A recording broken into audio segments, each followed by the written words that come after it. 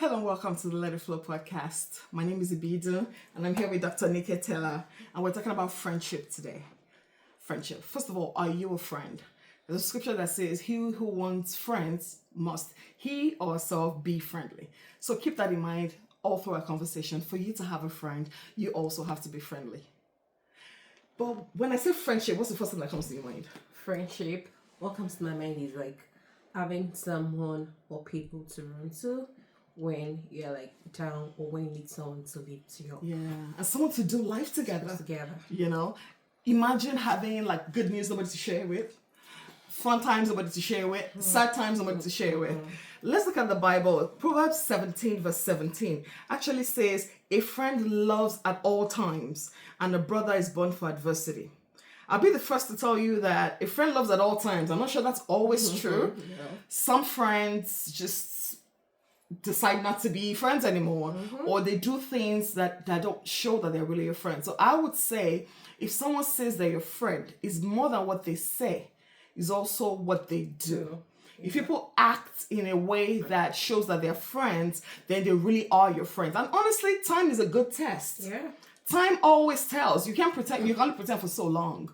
So when someone always has your good at heart, then you know that's a real friend. Yeah. So one thing I also like to say to what you said is people outgrow friendship. We should take note of that. Wow, that's interesting. Yes. Let's talk about that. So you outgrow friendships. What Yes, what were you thinking about when you said that? You outgrow friendship. Now think about the friends you've had the last 30 years. And some of them are no longer your friends. I don't even know their You names. don't know their Some names. people. Yeah, so But some I still remember, even though I haven't spoken to them for years. Yeah, so life happens. Some probably because of the kind of life they've chosen, you can't even call them your friends Anymore. And also some it could be even because of the lifestyle you've chosen. Wow. They don't want to be your friend anymore. Some it could just be because I want to be on my own. So different circumstances like happens while people outgrow friendship. Could just be because I just want to be on my own, or things are best known to them. But people outgrow friendship, and the fact that people outgrow friendship should let us know that we shouldn't force friendship. Right. And that reminds me, there's a phrase that I heard. I don't even know who said this. That some friends are for a season. Yeah. Some are for a reason. And some are for a lifetime. So those who are for a season, it will be a particular season in your life. It might be maybe your child-rearing age and you all have children the same age. And your friends during that time. Or you went to school together. You went to secondary school together. Or high school together. And that's the season. For a reason. It could be for a particular thing about you. So maybe you both lost your parents at about the same time. Or maybe you both went on a trip. There's a particular reason that brought you together. But then there are those priceless few that are friends for a lifetime. And the important thing, how you know you have a friend for a lifetime is you grow together. Because we're not the same people we were 10 years ago. We're growing. So if the friend is in a different place in life and the other friend is way back there, then we have a problem because they can't even talk properly. You know, there's certain friends that I have that we've grown together. I forget how long we've known each other. But there's some others that we don't have anything in common anymore. You know, just so how are you? I'm good. Oh, how are you? Oh, how are you? And that's There's nothing else because we're different people today. And I really want to tap into your knowledge base as a professor of communication. Okay. What is the role of communication in friendship, and what are some communication tips that you can give us to communicate well? Because I'm conscious that some people, they just don't know how to express themselves. They love people, but they just don't know how to do it. Okay. So in friendship, communication is essential. One of the tips that I will give you out is you communicate in friendship. What do you say? When you talk to your friend, what do you say? It is important for you to check the kind of things you discuss with your friend. And talking about what do you say, how do you say it? How do you talk to your friend? How do you talk to your friend? Like you want to tell your friend, oh, I'm sorry. Saying I'm sorry has like different tones. I'm sorry, sincerely I didn't mean it. But the other one is, I'm sorry. Oh, really? Like two different things. What can we say about your non-verbal clue when you said the I'm sorry? That's very important. Can we pause there for a second and tell me the importance of non-verbals when we're communicating? Okay. People think it's the word. No. The word is probably just a small percentage of it. But when you're communicating with somebody, you're communicating with your whole body. Yeah. Can you tell us about that? Okay, so in communication, people hear beyond what you say.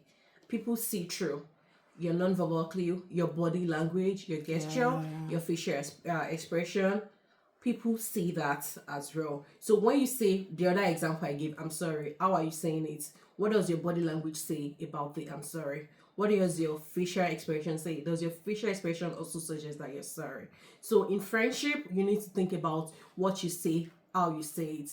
And this would also go down to when you're talking to your friend. Do you only tell them the truth when you're hot? Ooh. Like, oh, okay, my friend hurt me, then I'm going to let you know about the truth. Ooh. And that would also link us to the connection between communication and honesty. You Let's can talk about you can communicate with your friend and also be honest. Like, my friend, this doesn't look good on you. We are still friends. Amen. There's some people I wish their friends told them stuff. Yes, this doesn't look good on you. But oh, my friend, this look good on you. Like, you look so good. Like, tell them they look beautiful. Yeah, don't only tell them one side. Yes. Make sure it's balanced. So how do you tell them they look beautiful? Not, oh, well, this look is fine. I think I saw it on someone earlier. Wow. But oh my God, this girl look good on you. You look so beautiful. There's a way you tell your friend they look beautiful, and they also feel like, oh, this is coming from a place of friendship, not a place of envy. Right. You understand that? So there's a connection between friendship, communication, and honesty. You need to be honest with your friend. Good. So you have to tell them the truth. And how do you say the truth? Let them know this is the truth. And like I mentioned earlier, it is not only when you're hot that you tell them the truth. This is what you're doing. You shouldn't be doing this. This is how you should do it. And that doesn't mean we are no longer friends. We are friends, but we have to say the truth. And this is how I'm going to say it.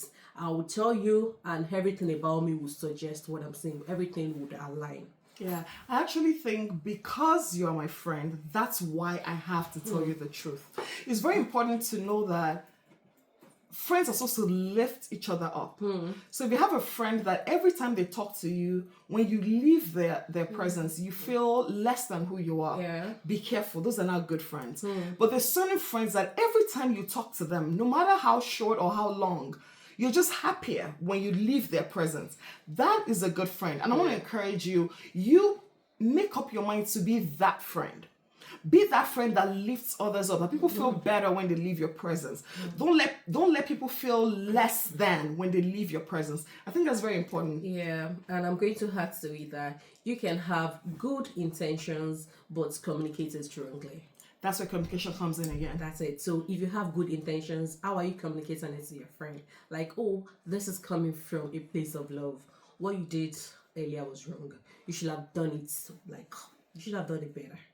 This is me having a conversation with my friend. But some friends always speak on you. They only tell you when you do wrong things. That's it. So let them know. So your defense is already up because you're like, this person is coming to tell me what I did wrong. But when you're always right, they won't say that. It is when you're wrong. So you can have good intention, but how are you communicating your good intention? You can do it in a wrong way. Yeah. So you should be also in a friendship and being intentional. Yeah. You should go together. Hand in hand. Hand in hand. So this is my friend. I have to be intentional about my friend. Right. And female friendships are more complicated. Do you have female friends? I do. I have friends, but like you mentioned, growing up, did you have female friends? Growing up, I had just let me say 2 friends. And like you mentioned earlier, all my life, I've always had friends for reasons and friends for season. Wow. Yeah. Probably because I have sisters. I'm not always looking for a friend somewhere. Yeah. So I have friends because we are classmates, because we are friends, because we have certain interests, we love same thing. And after that period of time, that's it. Honestly, for me, growing up, I actually had more friends that were males than females because they were easier to deal with. Yeah. I wasn't good at I didn't even know how to do. You know what they call this? Oh my God. Yeah, I'm trying to do that. I don't even know how to do it. Do you know how to do it? Can you do it so they know what I'm talking about? Fine. Growing up, we call it hine. I don't even know if that's the right term. I didn't know how to do that. There's so many things girls did that I just didn't know how to do it. Guys were more straight to the point, and that was easy for me. I had a lot of friends growing up that were men. I actually think even in high school, most of my friends, with guys. Like the female friends that I had were female friends that were more like me. In other words, they went into the girly stuff too. All that girly malice, all that it's exhausting. I wasn't good at it at all. I remember in high school, I was the senior prefect. Okay. What do you call it? We call it head girl. That's what we used to call it then.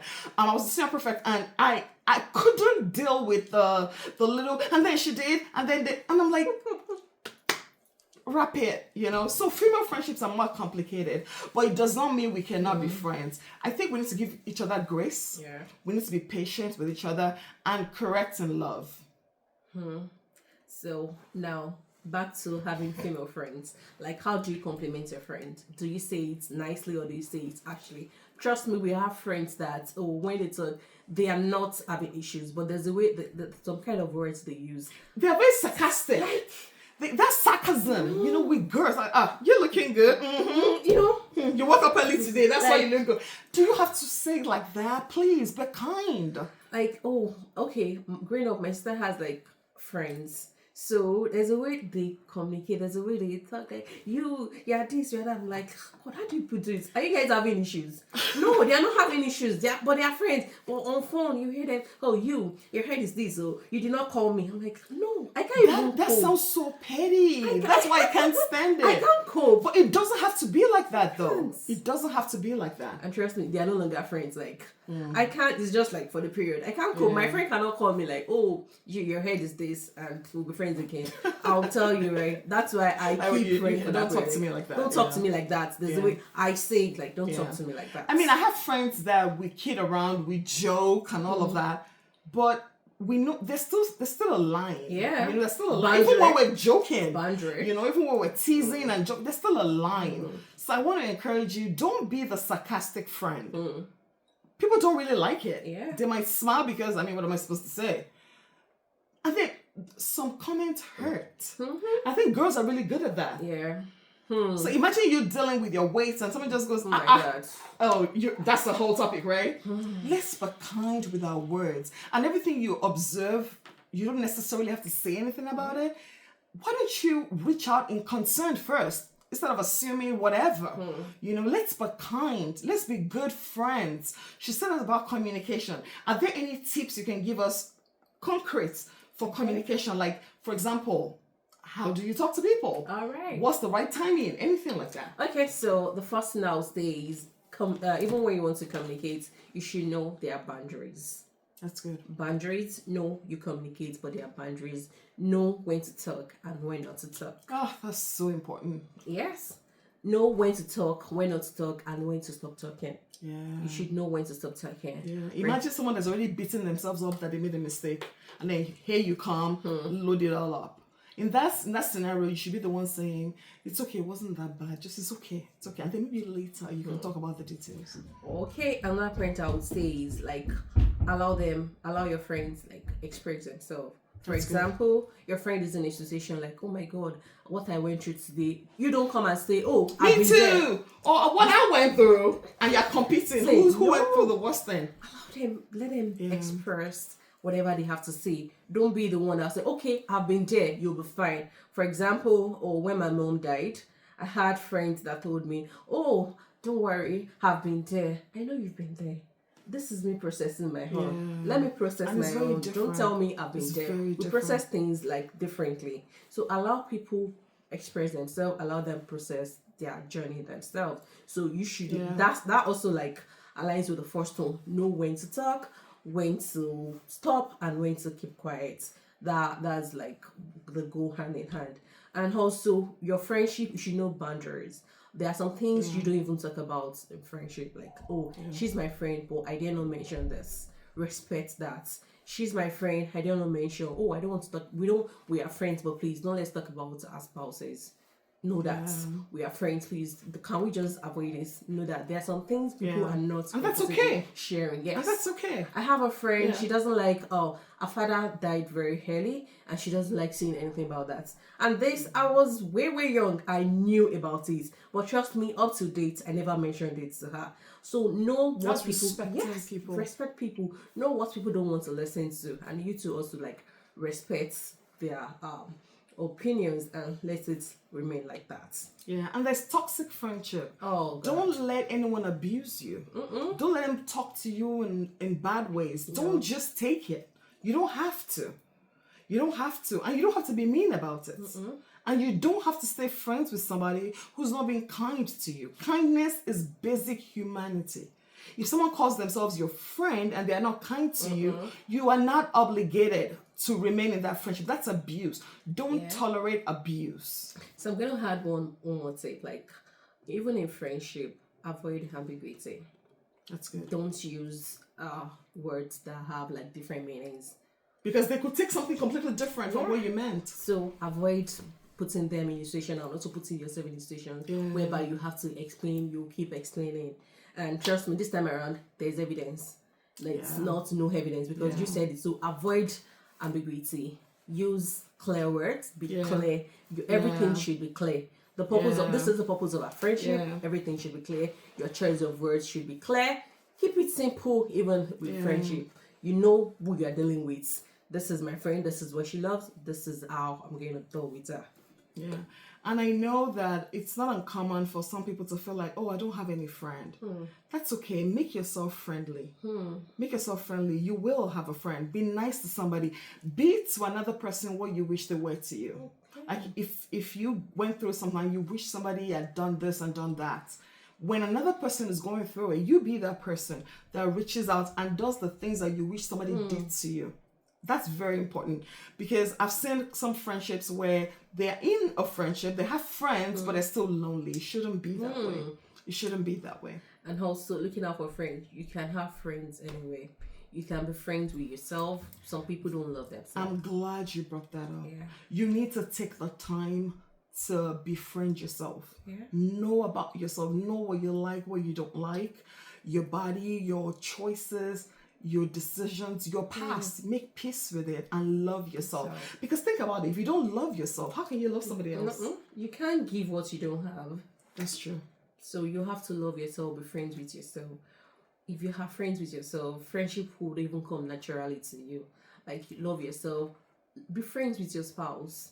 Right. Yes, some people are married and they're not even friends with That's very spouse. important. I always say marry your best friend. I married my best friend. I married mine too. Yeah, because I think it helps. Because it's not all the time there's the love that sustains the relationship. Sometimes it's just that deep friendship that you have where you can still talk about things. You can still have a conversation. You enjoy each other. You do things together. You are friends. You communicate often. You can just because you were friends. And if you're listening to us and you're thinking, oh man, I did not marry my friend. I don't know. You can cultivate the friendship. Yes. Start to cultivate the friendship. Start to build the relationship. Ask him or her, what do you like to do? And then make an effort to remember and do it together. When you ask them, oh, what do you like? Keep that in mind and surprise them by remembering. Remember their name, their friend's name, their parents, like things that are important to them. Yeah, birthdays, preferences, their color. It might sound simple, but that communicates to the person, I see you. Yeah. And also being friends with your children. That's Some very people important, grew up with parents who were not friends with them. Like, oh my God, I can't have this conversation with my parents. I can't do this. Be friends with your children. You get to know about them. Even things they didn't tell you, you'll see through. Yeah, and you want your children to be able to come to you, to feel comfortable to come to you. That doesn't mean you won't discipline them or that you lower the standards. No, it just means you can communicate with them. And they know, even if they have to be disciplined, they will be, but at least you can communicate with them. And as we were talking, another thing that came to my mind is that friendships evolve. Yeah. Some friends go from the acquaintance stage to getting more intimate and actually become real friends. Yeah. Some people go from real friends, they go back to being acquaintance because we're just not in that same stage of life. But I want to encourage you, no matter what you do around friendship, don't compromise who you are. Don't lose yourself. Some people have no identity outside of the circle they run with. That's dangerous. You don't want to be that person. You want to know who you are. That's why she said, I love you when you said, love yourself. Love yourself. When you love yourself, you know yourself, that you can have healthy relationships.